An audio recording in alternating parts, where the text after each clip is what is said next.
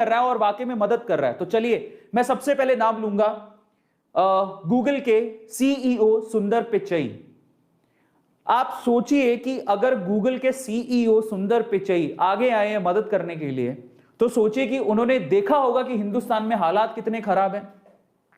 Yes और no? और वाकई में हालात खराब है, यह बात बहुत दूर तक जा रही है, बहुत दूर तक।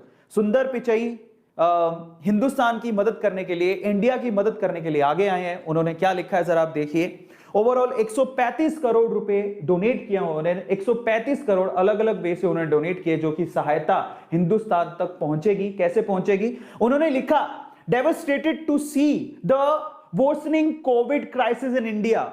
उन्होंने लिखा कि कोविड के जो क्राइसिस इंडिया में हो रहे हैं उनसे मैं पूरी तरह से टूट चुका हूं।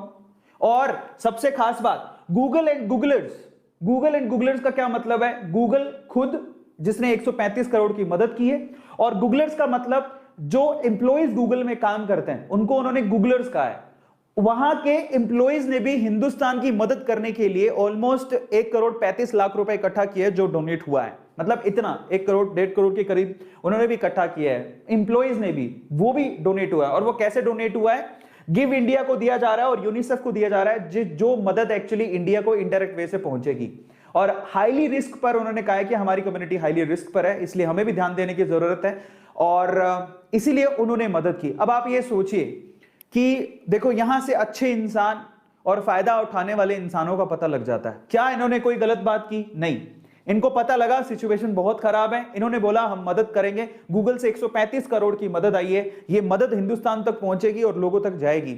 अब बस इतना कहना चाहूंगा कि बजाय ब्लेम गेम खेलने के आप सुंदर पिचई बनिए साहब। इसीलिए सुंदर पिचई का इतना नाम है, इतने लोग इन्हें मानते हैं, क्योंकि ये सिचुएशन को समझते हुए आगे आए और मदद किया बजाय ब्लेम गेम खेलने के। क्या ये ट्विटर में ये नहीं लिख सकते थे कि हिंदुस्तान की सरकार बहुत गलत कर रही है, हिंदुस्तान की सरकार ये है, फला है, ढिमका है, उन्होंने अच्छे से स्थिति को संभाला नहीं? लिख तो ये भी सकते थे। क्या इन्होंने लिखा?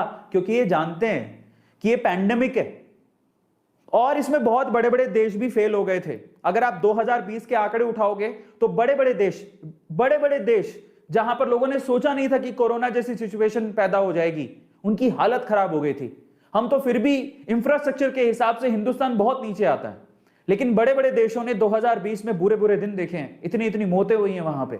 तो आप क्या ब्लेम गेम खेल रहे हो? किसको इल्जाम लगा रहे हो? जरा सोचने की बात है। मुझे कहना तो नहीं चाहिए, लेकिन ये हो गलत रहा है। आज हमें मदद की जरूरत है, आप आगे आइए, और मदद नहीं कर सकते तो प्लीज आप कड़वाहट मत फैलाइए। सुंदर पिचई के बाद हम बात करते हैं यहां पर वीवो कंपनी की। वीवो कंपनी ने अनाउंस किया है 2 करोड़ की हेल्प का, और बेसिकली वो ऑक्सीजन की शॉर्टेज के बिहाफ पे 2 करोड़ रुपए की हेल्प कर रहे हैं। वो क्या कर रहे हैं? Vivo has announce that it will donate 2 crore to address the oxygen shortage.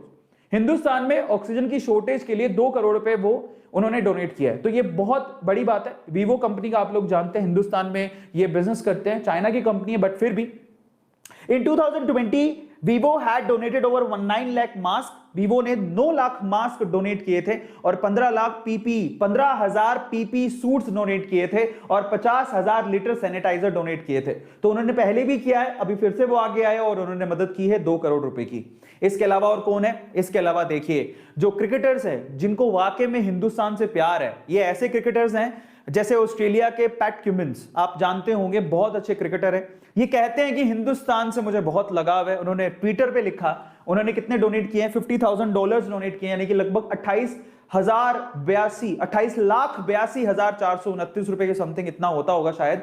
तो $50,000 इन्होंने डोनेट किया है पैट क्यूमिंस ने। इन्होंने लिखा, क्या लिखा जरा आप देखिए ट्वीट पे।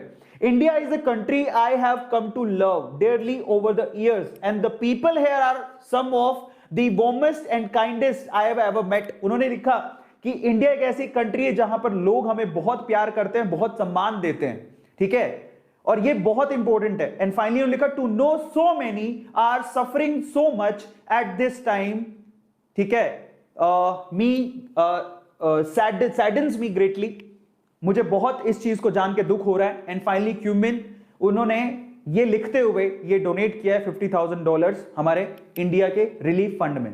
इसके अलावा और कौन है? इसके अलावा ब्रेटली तो हिंदुस्तान को अपना दूसरा घर मानते हैं। उन्होंने ट्विटर पे क्या लिखा? India has always been like a second home for me. Hindustan मेरे लिए एक दूसरा घर है। The love and affection that I have got from the people of the country, both during my professional career and even after my retirement, holds a special place in my heart. It saddened deeply to see people suffering due to the ongoing pandemic. और finally उन्होंने 1 bitcoin BTC donate किया है।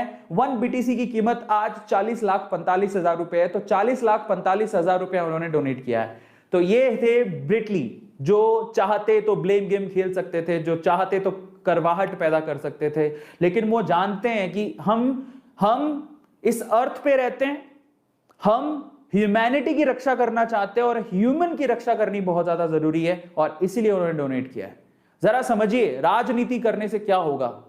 रतन टाटा की बात करते हैं, वाकई में वो हिंदुस्तान के रतन है। जैसे उन्होंने पता लगा कि ऑक्सीजन की बहुत प्रॉब्लम हो रही है, Tata steel supply 300 tonne of oxygen per day to COVID treatment. CEO ने लिखा है 300 टन ऑक्सीजन सप्लाई कर रहे हैं वो लोग, तो ये उनकी तरफ से मदद आ रही है, जो कि बहुत बड़ी बात है।